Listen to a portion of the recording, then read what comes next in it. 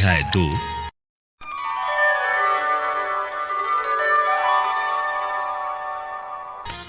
सबों के लिए प्रार्थना।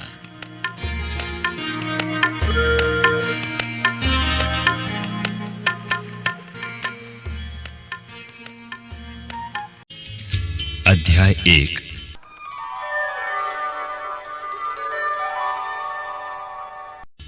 अभिवादन।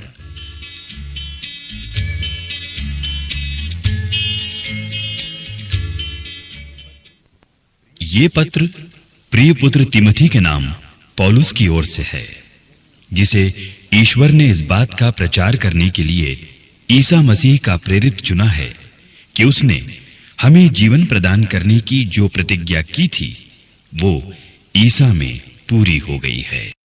पिता परमेश्वर और हमारे प्रभु ईसा मसीह तुम्हें कृपा, दया तथा शांति प्रदान करें। धन्यवाद। मैं अपने पूर्वजों की तरह शुद्ध अंतःकरण से ईश्वर की सेवा करता हूं और उसे धन्यवाद देता हुआ निरंतर दिन रात तुम्हें अपनी प्रार्थनाओं में याद करता हूं। जब मुझे तुम्हारे आंसुओं का स्मरण आता है तो तुमसे फिर मिलने की तीव्र अभिलाषा होती है, जिससे मेरा आनंद परिपूर्ण हो जाए। तब मुझे तुम्हारा निष्कपट विश्वास सहज ही याद आता है। यह विश्वास पहले तुम्हारी नानी लोइस तथा तुम्हारी माता यूनिके में विद्यमान था और मुझे विश्वास है अब तुम में भी विद्यमान है।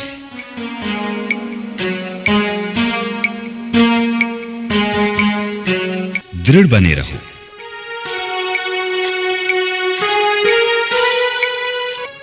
मैं तुमसे अनुरोध करता हूं कि तुम ईश्वरीय वरदान की वो ज्वाला प्रज्वलित बनाए रखो जो मेरे हाथों के आरोपण से तुम में विद्यमान है। ईश्वर ने हमें भीरुता का नहीं बल्कि सामर्थ्य, प्रेम तथा आत्मसंयम का मनोभाव प्रदान किया। तुम न तो हमारे प्रभु का साक्ष्य देने में लज्जा अनुभव करो और न मुझसे जो उनके लिए बंदी हूं, बल्कि ईश्वर के सामर्थ्य पर भरोसा रखकर तुम मेरे साथ सुसमाचार के लिए कष्ट सहते रहो। ईसा ने उनसे कहा,